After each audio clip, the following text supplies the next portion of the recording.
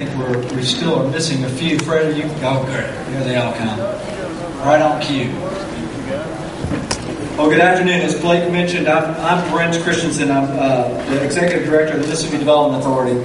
And we've got a couple of challenges up here with this group this afternoon. So the first one is that we're following Rudy Giuliani. So nobody wants that task of following Mayor Giuliani. But I promise you, we've got a heck of a group assembled up here who's going to keep your attention, keep you engaged, and really advance our discussion here today. So you all have a big challenge. I know you're up to it, and we're looking forward to hearing from you. The second is we're behind. We are at almost 1:50 now, so we're a little bit behind in terms of time. It always annoys me when I get on an airplane and we're late, and the pilot says, well, we're just going to make up time in the air, right? Well, how do you just make up time in the air? Well, I think we're going to experiment a little bit with that today. We're going to make up time in the air, and one of the ways we're going to do that, and Patrick has already done away with our break in the morning, just standing up. You're going to have self-managed breaks this afternoon, I think, to make sure that we stay on time. So if you feel like you've got to get up and use the restroom, you got to go up and get some water, that sort of thing, by all means do that. Self-manage your breaks. But we've got a great panel. I want to make sure I give them enough time to do each one of their presentations. I think does each one of you have a PowerPoint presentation? So the way we agreed to do this was, hopefully we'll have some time for some discussion afterwards. I'm going to have to watch the clock a little bit. But we're going to have each one of them come to the podium and do their presentation. This was a little odd doing a presentation from a sitting position in a chair. And one of the things I will also do is I will do away with reading each one of their bios. If you have one of these, you can read about our panelists, and we'll hopefully make up some time there as well. So first off, we have, and I'm going to go by the way it's in your program, we have Fred Cannon, who's President and CEO of Kior. So Fred, we're going to let you bat first today on this. We'll let you lead off, and I appreciate you being here. Please give Fred a warm welcome.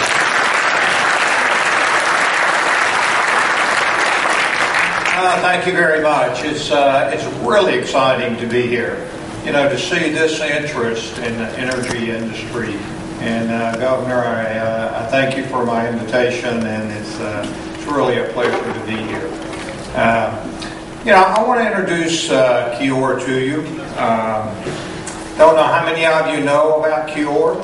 You've heard a lot this morning from all the speakers about our energy policy or lack of energy policy. And, you hear all kind of facts thrown around. I want to tell you what the state of Mississippi and Kior has done and is doing and will do in the state of Mississippi. So that's what I'm going to talk about today. Now, Kior, if you don't know about Kior, Kior is we call ourselves a next generation renewable fuels company. We take any type of biomass, hardwood, softwoods, wood waste, ag waste, and we transform that into cellulosic or non-food based gasoline, diesel, and jet fuel. Now, I can see on your faces, I don't quite see how that works, so let me see if I can talk to you about how we do that. Nature, when it's made crude oil or natural gas or coal, it captured or trapped organic matter, biomass, plant, trees under silt and sand. And over a very long period of time, as those deposits were pushed further and further into the Earth's crust, what's going on is nature is removing the oxygen out of that biomass and leaving a hydrocarbon, which is crude oil or natural gas. So it's very much a thermal reaction over a long period of time. We take that, we find that crude oil today, we produce it, we refine it, and we put it into the global transportation fuels market, which today is about $2 trillion a year market, so a very large market. So Kior's big idea was, would we be able to catalytically accelerate the natural process that nature takes in making crude oil? And the good news is we were able to develop a proprietary catalyst system that promotes that reaction. So if you think about it, we start with the same material that nature started with, biomass. We catalytically convert that biomass into crude oil. And literally, that takes a few seconds. It's a thermochemical reaction. We then take that renewable crude oil, and you can see a picture of our plant in Columbus, Mississippi, our cracker, as well as our upgrader there. We take that. We don't need a whole complex refinery. We just take one process out of the refinery because this is very light, low sulfur, very few minerals in oil. So we make gasoline, diesel, and jet fuel. Same molecules as the gasoline, diesel, and jet fuel made from petroleum. So a very different approach from all the other renewable fuels that you hear about out there. So if you just think about it, we start with what nature started with. We end with gasoline, diesel, and jet fuel, same molecules as we make today in our refining process. Tell you about this product. It is a hydrocarbon. It's not an ethanol, an alcohol like ethanol. It's the same molecules as gasoline and diesel. Has the same energy density as petroleum-based gasoline and diesel. So it's not an ethanol, it's not a biodiesel. It truly is a hydrocarbon. And what this means is that this fuel, that's essentially the same molecules, is fully fungible or miscible with petroleum, gasoline, and diesel. So that means the Kior product, Kior gasoline or diesel, can be put into the liquid fuels infrastructure multiple places, whether that's pipelines or terminals or refineries or even service stations. So what I'm really saying, this is the world's first really drop-in fuel. And you hear about drop-in fuel? Well, I tell you, ethanol is not a drop-in fuel, and biodiesel is not a drop-in fuel. But this has the potential to truly be a drop-in fuel.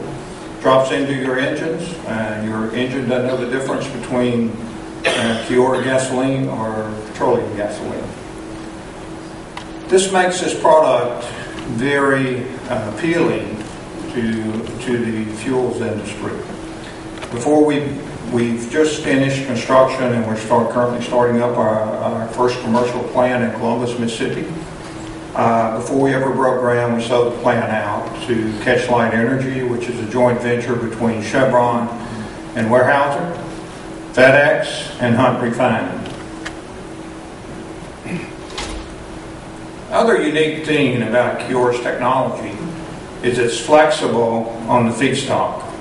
Whether I'm talking about hardwoods or softwoods or logging residues, the tops and limbs of the trees that are left in the forest, whole tree thinnings, energy crops, switchgrass, miscanthus, or sorghum, or ag waste like sorghum, bagasse, any corn stover. We cracked all these things and many more. Really doesn't matter. I don't know if you remember your high school science, but if you have molecular structures of lignin, cellulose, and hemicellulose, and biomass, these are molecular structures of carbon, hydrogen, and oxygen. So they're fundamentally the same whether it's a plant or whether it's a tree, and that's why this technology can work on multiple feedstocks. The other benefit of renewables, this technology, if we look at all the renewables and look at the total life cycle greenhouse gas emissions, and this is what happens in the total life cycle from the time you burn it in your car and generate carbon CO2, carbon dioxide molecule, and that molecule comes all the way back and is recycled. What is the effect on the environment? And you see, Kior Products has the lowest effect. It's 84% reduction. It's better than any of the other renewable technologies that we have today. So that's a little bit about Kior. What I'd really like to talk about is the Cure and the Mississippi part, I call it a partnership. We've built a plant in Columbus. We've invested a little over $200 million. When this plant is up and operational, it will fuel 25,000 American cars with gasoline and diesel made in Mississippi. This is the world's first cellulosic or non-food based gasoline and diesel plant ever produced anywhere in the world. So when I was in Columbus yesterday and talking to the operators and people working there, they were saying, we're making history. We're making history in Columbus, Mississippi. We're making the world's first truly renewable, non-food based drop-in gasoline and diesel. And for me, that's very inspiring.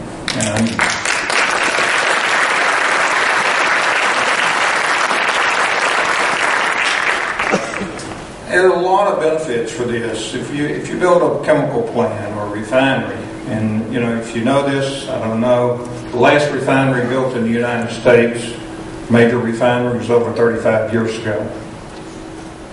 And since then, we've done nothing but shut them down one after another. This is a refinery. It's an oil production system. Think about it as an oil well, as well as a refinery, because wood chips come in and gasoline and diesel and jet fuel come out.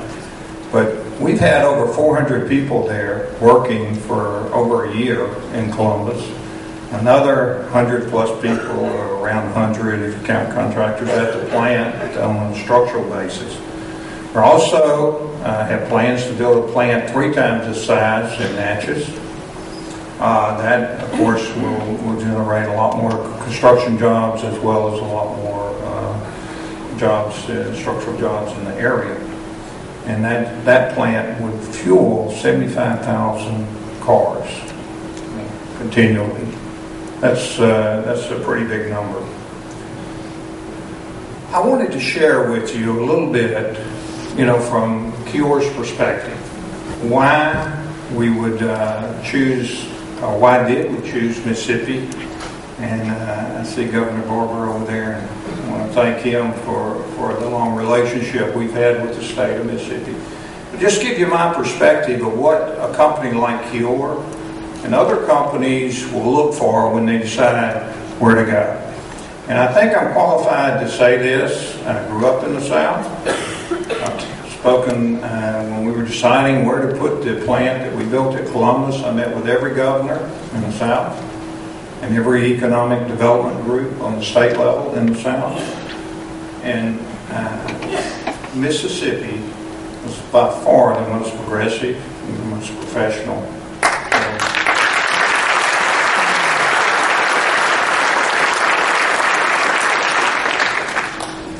Let me just share with you, we're talking about, this is an energy summit, so we're talking about energy and the future and creating jobs. And what you've seen, Cure and the state of Mississippi and Cure have created jobs. And we are creating jobs, and we hope to create more and more jobs. But what we look for is first, is their feedstock availability. If you're talking in the renewable space, and you're talking cellulosic or non-food, like using forestry products or waste wood or agricultural, Mississippi gets an A+. Because if you look in the South, we're growing about 18% more wood each year than we're harvesting. But those numbers are even higher in parts of Mississippi than the average. So you have an abundance of raw material. Other thing that's very impressive about the state, your universities here, they're focused on developing renewable technology, focused on energy crops, how can we grow miscanthus and sorghums when there's a market for these. So, very progressive there. Other thing we think about is infrastructure. What are the logistics like? Do we have good roads? Do we have rail? Do we have marine? Very positive for the state. Also, is the infrastructure there for utilities? Can we get the power and so forth that we want? and probably could be even close to number one, is the people. You have the skill level, what's the work ethic of the people. And I can tell you, we hired people, we trained people. We could not be more pleased with the quality of the people, and the skill level, and the work ethic of the people in that area of Mississippi.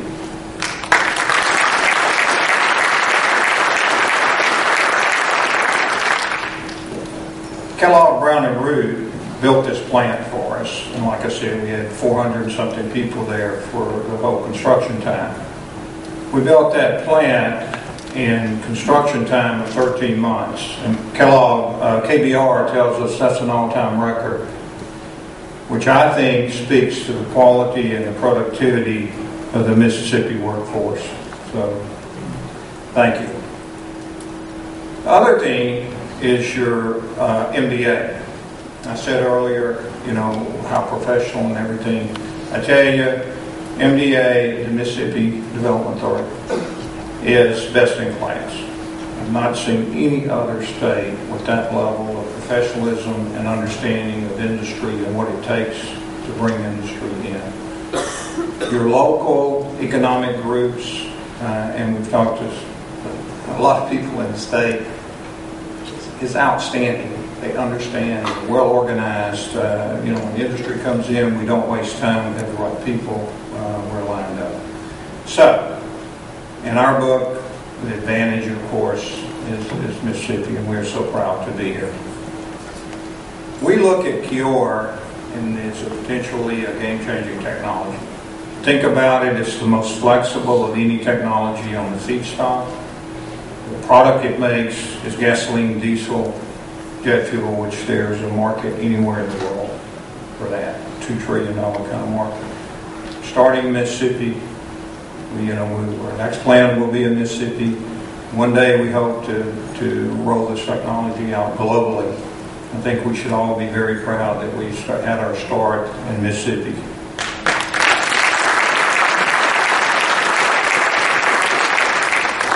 And in summary, this is what I call a win-win. If you think about it, the community, the nation, the state, all of us, our grandchildren, what is KIOR about? We're about what we've talked about all day. It's about creating jobs. We created jobs in Columbus, and we plan to do that in Natchez and in many other places. Homemade gasoline and diesel that made in Mississippi. It's so exciting to me to see a potentially game-changing technology that favors rural and agricultural-based areas. That, in today's world, is very, very rare. It's a sustainable feedstock. We only use non-food, so we don't get in the food versus fuel debate. The lowest carbon footprint of any technology that's out there. As I said, 84% reduction in greenhouse gas emissions from petroleum. And not only that, our plant, once we start our plant, it runs itself on the energy that's coming in with the wood.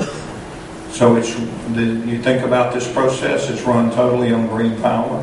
It's making the greenest renewable energy that's out there. I think it's what the future should look like for, and I'm so excited to see all the young people with the interest in science. And Governor, you're being at Mississippi State, that's just very encouraging to us older people. Next, every gallon of gasoline and diesel that KIOR makes in Columbus, Natchez, or other places, hopefully in Mississippi also, that's a gallon of fuel that we don't import from the Mideast or from Venezuela. So it supports our energy independence. So that's what I call a real win-win. So thank you very much.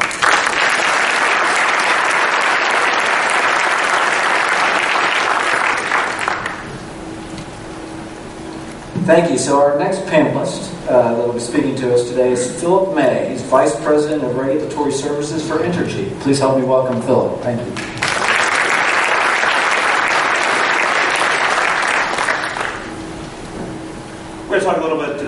some challenges of renewable energy in the electric power industry.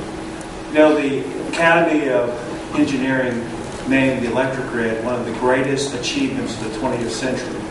200,000 miles of transmission, high voltage transmission, nearly 6 million miles of distribution lines, all interconnected. But the grid today is primarily running on yesterday's energy. It's yet to integrate in any significant way tomorrow's energy, and we'll talk a little bit about some of the challenges to further integration. So, the promise of renewable energy is emission-free energy coming from windmills and solar panels and so forth. But the challenge we have today is sometimes the wind doesn't blow when you need it. Sometimes the sun doesn't shine when you need power. And so backing up that system and making sure it's integrated into an on-demand power grid is very important. We talked a little bit today about this being yesterday's fuel, coal, oil, natural gas, and so forth. What I want to do is show you what drives power in the industry today. If you look on the left-hand side of that pie chart, what it shows is coal, as we talked about today, is becoming less a dominant fuel for electric power this year and beyond. In fact, we're now seeing well below 40% of our energy come from fuel this year. Just in 2000, more than 50% of our energy came from coal. That is being primarily made up of two sources. Most predominantly, it's coming from natural gas.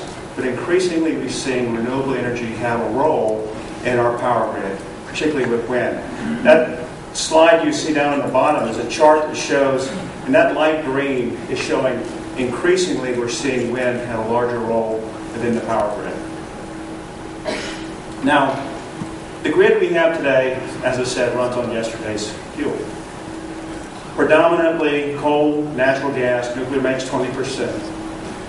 If you look at the bars on the right-hand side of that, the black is coal, the gold is gas, and what you'll see is there are a large number of plants that are growing older, 50 years or older, and ultimately we're going to have to replace those plants. What that represents to the industry is both a challenge and an opportunity. It's a challenge because we're going to have to replace those plants and continue to meet the power needs to grow across our nation. But it's also an opportunity because we may be able to replace some of that stuff with green energy. And what I want to do is talk to you about why replacing it with renewable energy presents some specific challenges. First, here's the opportunity. In order to replace those 50-year-old plants, we're going to need to build 2 500-megawatt plants every month for the next 20 years. That's an incredible amount of capacity. It has to be built over the next 20 years. We also have older gas plants. In order to replace those 50-year-old gas plants, we're going to have to build 1 600-megawatt plant every month for the next 20 years. The combined cost for replacing those plants, about $1.5 trillion. Now, that's just to replace what we already have. We're not even talking about growth here, but for renewable energy, there is an opportunity to have some role as we move forward and replace some of this aging infrastructure. But there are some challenges. There are 3 key challenges we see associated with further integration of renewable energy. First of all is economics. Economically, they're primarily driven by federal subsidies and state subsidies or renewable portfolio standards, so that's the primary driver rather than economics for renewable energy at this time. Second issue is an issue of intermittence. The wind may not blow when you need it, or the sun may not shine when you need the electricity, so that creates an intermittence challenge. And the third issue is a scalability or density issue. We're going to cover those in a little more detail. First, economics, and I know this is relatively small, hard to see, so what I'll tell you is, if you look at the 4th bar from the left to the right, and the 5th bar from the left to the right, that is natural gas-fired generation. And this is from the Department of Energy, their estimate of cost associated with natural gas generation. What you see is natural gas currently enjoys a 2-to-1 advantage over almost anything else. As you move to the right, some of those really high bars are solar. So solar has some real economic challenges, even in those areas that are advantaged for solar, for instance, New Mexico, Arizona, and so forth. I'll point out There is a bar there that's labeled wind just to the left of the three high bars. Wind actually represents fairly good economics in the right place. And this point that someone made earlier today, unfortunately, wind doesn't really blow that much where people live, so you have to have transmission to move that. But wind has a better set of economics than many of the renewables that we'll be talking about. Next issue is intermittence. What I have here, and let me explain this slide to you. The state in the union that has the highest amount of wind power is Texas. They have more than 10,000 megawatts of wind. How much is a megawatt? Well, the city of New Orleans on its hottest day uses approximately 1,000 megawatts. Significant amount of load. So the state of Texas has 10 times that in wind alone. The good news is, just a few months ago, we had about 8,000 megawatts delivered from wind in the state of Texas. It happened early mornings of the hour, early hours of the morning in March on a windy day, not when a lot of people are using a lot of electricity, but nonetheless, a lot of energy coming out of those windmills. The bad news is, on the days when you really need the power, in August of 2010, when ERCOT was dealing with the peak, only about 700 megawatts of that 10,000 megawatts of wind was available to meet the peak load. So this intermittence represents a challenge to integrating renewable energy into our grid. And the last issue is scalability, and I really think this is one of the biggest challenges we have to deal with. This is an approximate size of the density for various types of plants. Fossil and nuclear, you see that little tiny dot there, represents perhaps 2 square miles of density for a 1,000 megawatt fossil or nuclear plant. Next to that is the solar. A little more area required. Wind, a little more area required. And then biomass requires nearly 2,000 square miles.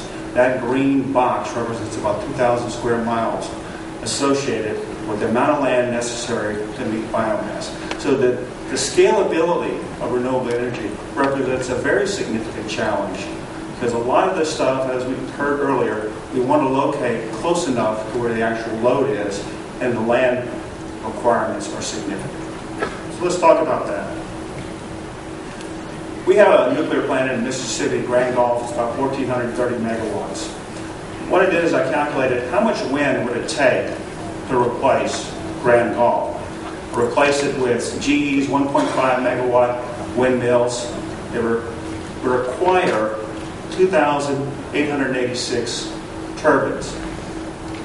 So if you line those things up end to end, blade touching blade, you'd have to go from Gulfport to Greenville in order just to replace the power associated with Grand Gulf over in Vicksburg, Mississippi.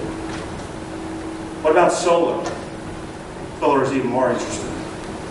You might have a hint that since we got the globe there, it might be big. Yes, to replace Grand Gulf takes about enough solar panels stacked end to end to go around the world 2 2/3 times. And by the way, Plant Vogtle that we heard about earlier today is a larger plant under construction today. They would circle the globe 4 times to replace that plant. So the scalability of this particular energy source is significant and challenging. So let's talk about that. We talked about needing to replace 2 coal plants a month and a single gas plant each month. If we wanted to do that with solar panels, well, there's the number, 38 million or so solar panels. It would stretch about 29,000 miles, about 1.18 times around the globe every month to replace those coal plants. And that's a lot of miles. How long would it take you to get to the moon? It takes about 8 months to get to the moon at that pace. If you did this with wind turbines, 1,726 turbines each month, and it would require essentially an XL pipeline distance every 1.5 years. And then biomass is also striking. We essentially would have to have the land area of West Virginia every year to meet these requirements. Obviously, you run out of land fairly quickly. To replace those gas plants, I get my, there we go. Gas plant, similar story. Takes a little longer to get to the moon. Takes a full year to get to the moon with those gas plants. But nonetheless, you understand, for wind turbines to replace those gas plants, you'd have to build something as long as the XL pipeline every 2.5 years. And of course, Maryland and Delaware is about the size of the land you need to replace those gas plants. So it's significant. The other thing we hear a lot about is energy subsidies. And I want to throw this in here because, quite frankly, the economics of renewables just simply don't make sense at this time without government subsidies and so forth. So there's a lot of talk about subsidies. This is a document that was developed by the Department of Energy. It was done in 2007, so it really doesn't include a lot of the ARRA spending that was done by this current administration. But what you see is the subsidies that are in place today are significantly tilted towards renewable. Oil and gas, and as you probably know, a lot of those subsidies are more accounting treatment. That amounts to about 25 cents per megawatt hour as we would measure it, whereas solar and wind enjoy currently something around 100 times that. So without these subsidies, the economics are being even further challenged. So to sum this up, while the electric industry probably has some real opportunities to integrate renewable into the power grid, because of the issues we talked about, economics, intermittence, and the scalability of that power source, it is likely not to be the panacea. It's not going to be the only answer. All of the above, and truly all of the above, clearly is going to be the only answer to meet our requirements. And so, clearly, that's the direction we need to go. Thank you.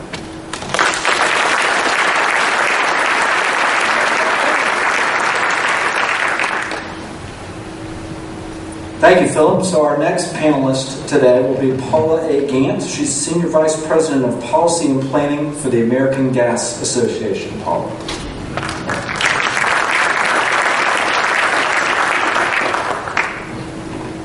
Thank you for having me here today. Governor, thanks for bringing this group together. It's really exciting to be here in the South. I'm from South Louisiana, and I was able to address a similar group, much smaller, in my hometown, in my home parish recently, carrying a similar message. Really great news for the country, and particularly for the Gulf Coast region, as a result of the tremendous abundance of natural gas that we're seeing come to market in this country. So I want to talk to you a little bit about that, and the new paradigm that we see as we look forward in planning for our energy future.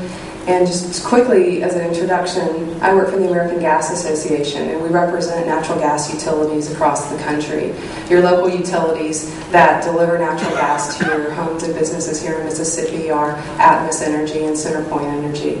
And companies like them across the country are the ones that I work with as we think about how we can capitalize on a tremendously abundant natural gas resource and make sure that it works for your homes and businesses for decades to come, making sure you have access to it and that it's delivered to your home safely, reliably, responsibly, and at great value to you. So the great news is, as I know people talked about a little bit this morning in these sessions, actually it's great to hear all this talk about natural gas, is that we have a tremendous abundance of natural gas in this country.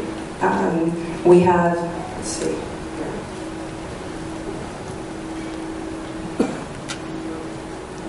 is it the forward arrow? There we go. I guess just to start really quickly, we have a tremendous abundance of natural gas, and we know how to use it. It touches every sector of this economy, from homes and businesses to industry, manufacturing, and power generation. Which way am I supposed to point this? There we go. And thanks to good American ingenuity and perseverance, as a result of combining hydraulic fracturing and horizontal drilling technologies in recent years, we've become incredibly efficient and effective at getting natural gas out of the ground, particularly in unconventional plays like natural gas shale. And we knew the gas was there, we just didn't know that we could get it to market in an economic fashion. And the great news is that now we can. And we've seen an incredible increase in our domestic resource base. These are estimates, this illustrates estimates by the Energy Information Administration and the Potential Gas Committee of the United States. that many estimate that we have now at least 100 years of resource base to meet the current demand. So we have plenty of room to grow as well as people keep finding new ways to bring this resource to market. And just as an estimate, over the past 5 years, we've increased the production of natural gas in this country by 27%. That's an incredible American success story. And this is translating into real value for American customers and real opportunity for U.S. businesses. It's a tremendous economic development story. So that tremendously abundant resource comes to U.S. markets along transmission pipelines and your local delivery systems, and that is what's creating a tremendous market dynamic that we're seeing. This slide illustrates the natural gas price trend for 2000. I can see it. You can barely see the podium here. For 2011 and 2012, and the gray in the background juxtaposes that over the previous 5-year range. And so what we see overall is tremendously lower price levels and tremendously stable price levels. And we expect this to continue into the future. What this means for our economy, if I can figure out how to use this clicker, is tremendous value. It means dollars in the pockets of American homes and businesses. This slide illustrates the cost savings for residential natural gas customers relative to other fuels in 2010. It's a tremendous value. And since 2008, we've seen natural gas customers save $250 billion. That's dollars in the pockets of homeowners and U.S. businesses to reinvest and spend in other ways. So tremendous value. We see this value proposition continuing going forward. We see a natural gas market that's characterized by relatively affordable prices and relatively stable prices through the next decade. And that's something that is new for natural gas market fundamentals. As I like to say, this is not my granddaddy's natural gas market. And I think it's important that we all think about the fundamentals that underlie the market going forward, because looking in the rearview mirror doesn't tell us a lot about where we're going. As a result of this really favorable price outlook, where some are seeing a price fairway in the $4.50 to $6 range as we approach the end of the decade, American businesses are making very significant and long-term investments that signal a revitalization of our economy and a return to domestic manufacturing, as well as increased value, continued increased value for American homes and businesses. One of the things that I want to talk to you about, or I want to talk to you about a couple of things that we think are important to deliver on the promise of natural gas for this country. First and foremost, we think that the resource should be developed responsibly with consideration for local communities and the environment. We think it largely is. And just like any other industrial process, as Mr. Vanny mentioned this morning, there are risks. And we should do everything we can to mitigate those risks, and we should do what we can to enforce appropriate regulations. But we don't think that's a moonshot. We think by and large natural gas is being developed very responsibly, and we expect that to continue. And just like we do with every other industrial process, we'll get better at doing that, we'll become more efficient, and we'll find even more effective ways to get natural gas out of the ground. Now getting out of ground, I think I must have skipped way ahead. Sorry about this. Is there someone can send it back to the map? Thank you. So getting gas out of the ground is the first part. Then you need to get gas to natural gas to your markets, to your homes and businesses. And that's where our members come in. They have developed 2.5 million miles of pipeline infrastructure across this country. When we talk to people from other countries that are, as was noted earlier, looking to develop their natural gas resource, they are stunned. This is a particularly American phenomenon, that we've been able to put this much infrastructure in the ground, that we've done it with very supportive regulatory environments and very strong access to capital. And you have quite a lot of this in Mississippi. So it's a very strong underpinning for your continued economic development. It's very important that we think about maintaining investment in this infrastructure. And one of the things that we have our attention focused on is strategic litigation that's seeking to halt infrastructure production across the country. We think that there are forces at work at local levels who would just basically like to see no infrastructure developed, and that would keep natural gas in the ground. We don't think that's good for the country, and we don't think that's good for Mississippi, so that's something that we're watching very closely.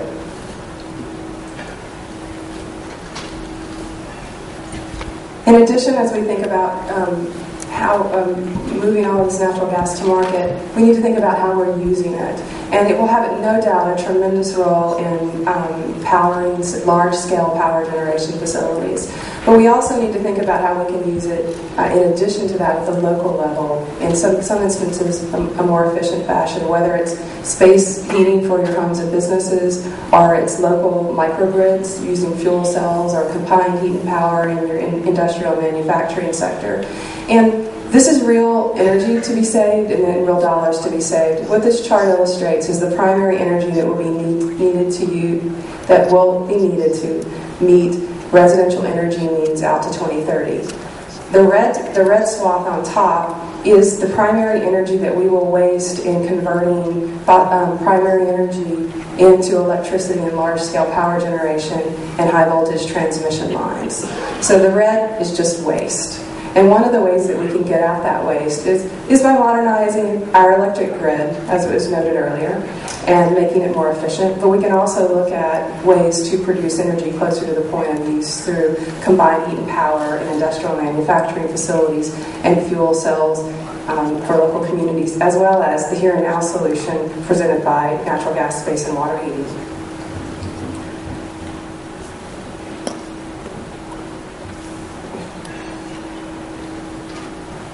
Apologies. Could you move to the market fundamentals slide for me, please? There we go. Finally, I'd like to talk about the tremendous opportunity presented by natural gas to help us increase our energy security as we transition to an alternative fuels portfolio in the transportation sector. One of the things that makes it possible for us to think about this is not only do we have this abundant fuel, but we see a de-linking of natural gas and oil prices for the first time, really. And it's something that no one expects to reverse. And so this illustrates the tremendous price value for natural gas relative to petroleum. And what we're seeing is people thinking about natural gas as a way to meet their transportation needs in really significant ways. Governor Bryant, along with other governors, have entered into an agreement to look at converting state fleets from gasoline to compressed natural gas. And there are in total 22 states that are working with the auto manufacturers to find ways to convert their fleets. And so in that way become sort of anchor customers for compressed natural gas so that then the fueling infrastructure will be built. As was mentioned earlier, this is going to take public and private partnership. There isn't a one-size-fits-all. There's not a magic fix with government policy, and individual companies aren't going to be able to do it on their own. But we're seeing that across the country, and particularly here in Mississippi with CenterPoint and Atmos and other companies like Clean Energy working with the state to find ways that work for you at the local level to get fueling infrastructure built. And as I understand, with the work that the governors are doing, there will be an announcement later this week on how they're going to move forward and which automaker they're going to be working with in converting the state fleet. So it's very exciting. We're very much looking forward to that. Thank you very much. And how this translates for our American consumers and our economy is that on average across the country, compressed natural gas is what you would use in light-duty vehicles or passenger cars is about 47% of what gasoline costs at the pump. So tremendous value. We expect that to continue because we see a continued delinking of oil and natural gas prices. So even if natural gas prices rise above where they are about $3, we still see tremendous value potential for natural gas customers, and we expect that to continue relative to gasoline.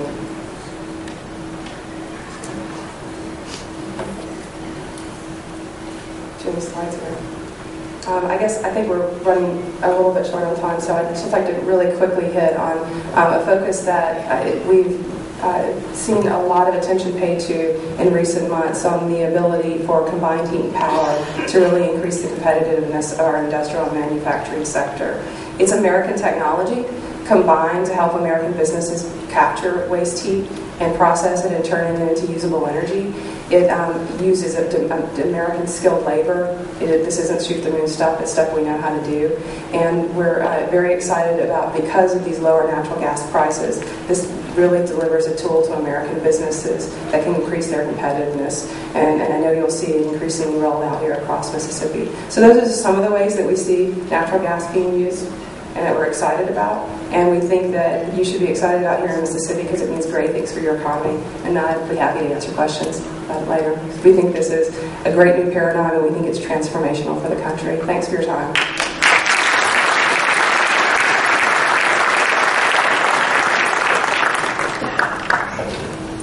Thank you, Paula. And now our last speaker, certainly not least, Craig McPherson. Craig is COO and Senior Vice President of Denbury Resources. Craig.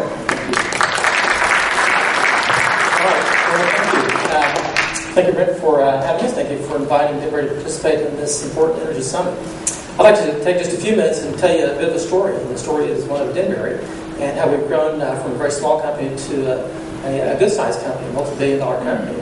And the role that the state of Mississippi played in the formation of our company, as well as the role that it plays in our bright future. All right.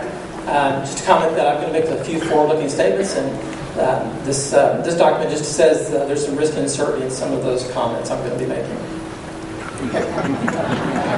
Written by a lawyer. All right, so let me tell you a little bit about Denbury.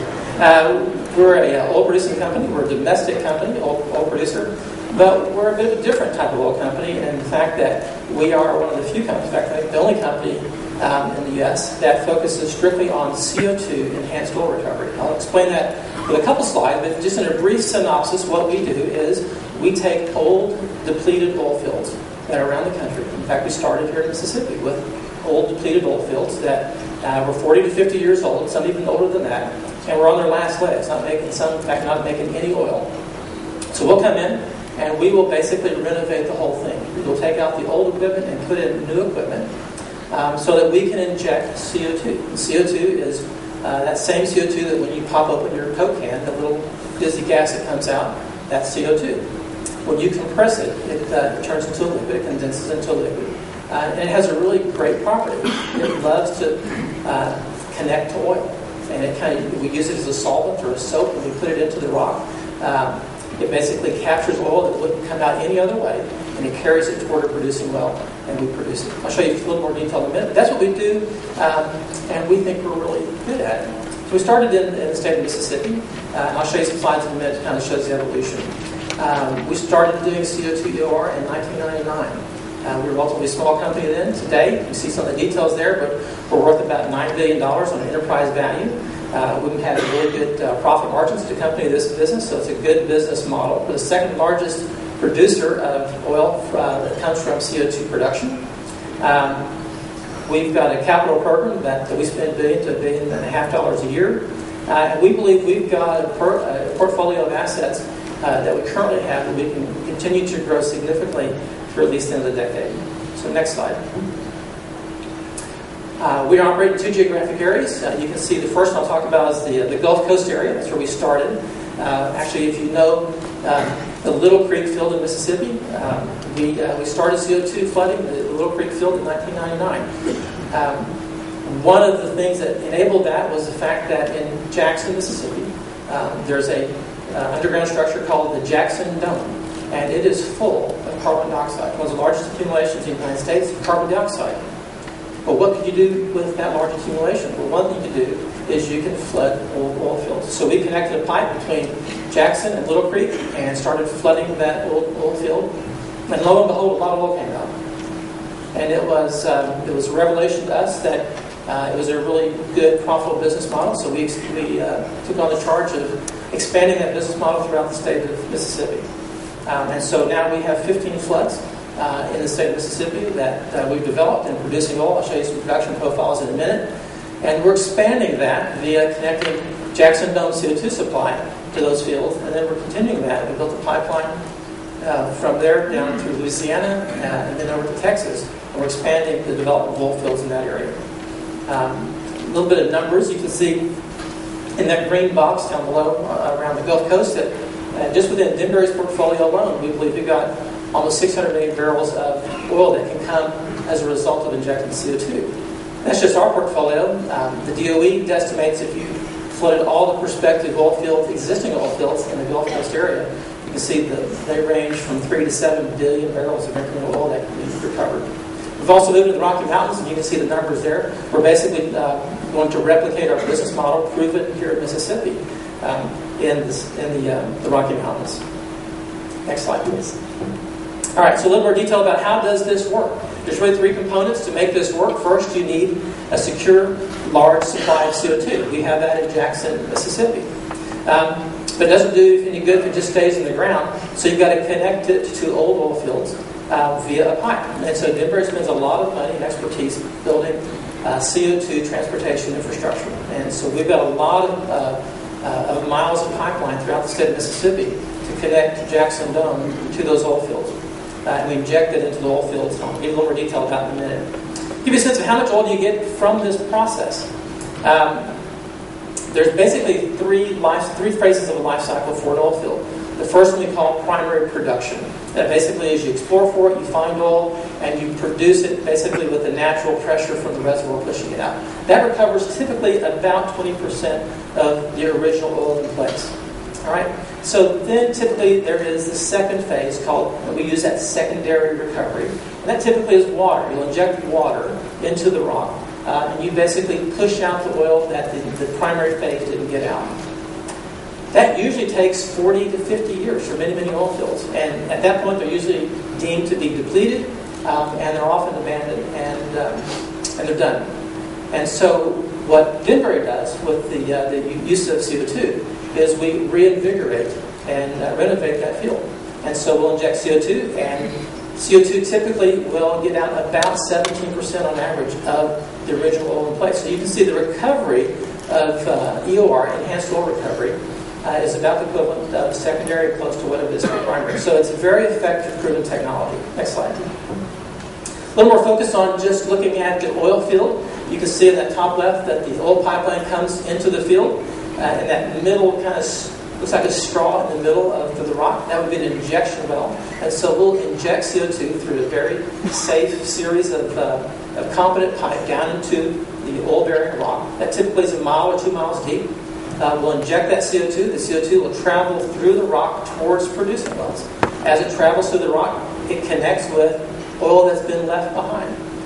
It changes the chemical makeup, it reduces the viscosity, it makes it easier to flow, and the CO2 and oil flow back up to producing wells. Comes to the surface, we do a simple job of separating CO2 from oil. We sell the oil, we reinject the CO2, and cycle it through. All right, next slide. The takeaway of this curve, which is basically a production profile over time, makes the point that this is not just a 1 or 2 year event. Typically, as you start injecting CO2, the production will start to increase or incline. It'll incline for 4 to 6 years. It'll plateau for 5 to 6 years, and then it goes on a slow, steady decline for another 20 to 30 years. So this adds a 30 to 40 year productive life to an oil field. That's good for Denbury. That's good for the oil company. That's also great for the communities in which those fields are located. Next slide. Busy slide. The takeaway here is this is a proven process. It's been going on for about 40 years. The driver for this, the catalyst for this, is large supply of CO2. And so where you find EOR happening, CO2 injection, is a result of, it's usually close to or connected via a pipeline to a large source of CO2. Mississippi is blessed with a wonderful resource called Jackson Dome, and so that's enabled the development of the EOR here. Next slide. Focusing a bit more specific to Denbury's activity in Mississippi, I've talked about the fact that Little Creek was our first field to flood. We've expanded that to 15 oil fields currently in Mississippi, connected all via a pipeline to Jackson Dome. You can see some of the benefits from it, but one of the big benefits is we reversed a decline in the state of Mississippi on oil production. Currently, CO2-related production represents about 50% of every barrel of oil produced in the state of Mississippi, and the production continues to grow. So that next slide. So obviously it's a good business model for Denbury, but it's also a good economic enhancement to the state of Mississippi and the communities in which we work. So just give you some numbers to quantify that a bit. Since 1999, Denbury has invested approximately $3 billion in the state in developing these oil fields.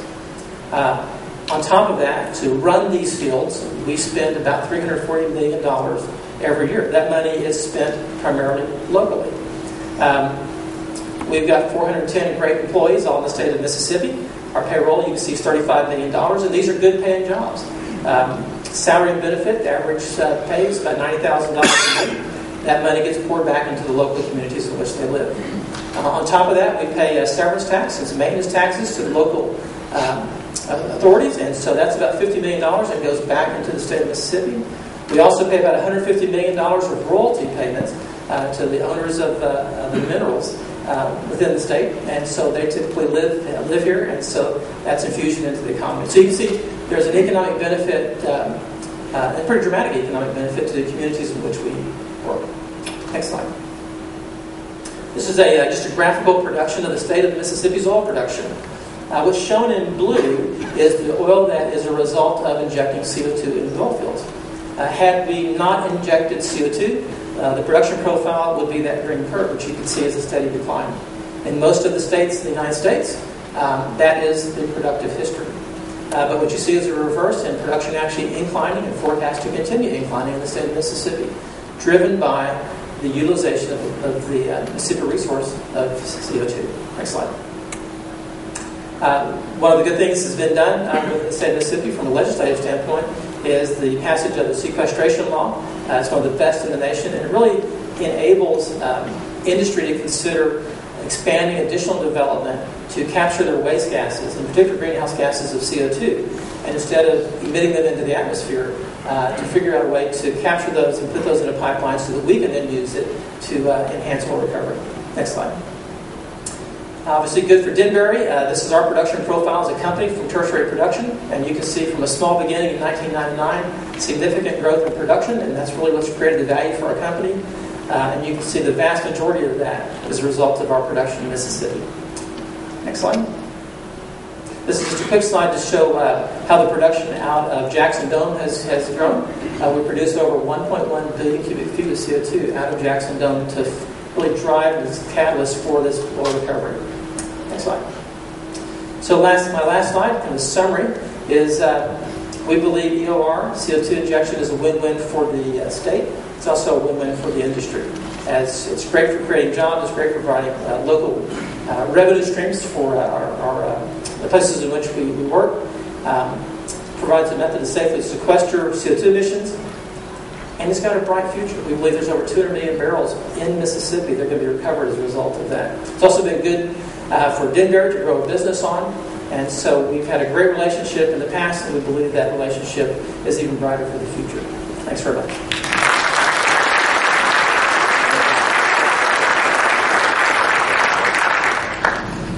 Well, as your pilot, I'm happy to inform you that we have made up some time in the air. We're at 2:45, which gets us right to our next presentation. But I don't want you all to get up and everybody leave your seats at one time. I haven't turned off the fasten seatbelt sign quite yet, even though we've arrived at our destination. I'm going to let these folks leave the stage. Will you help me give them a round of applause and thank you again?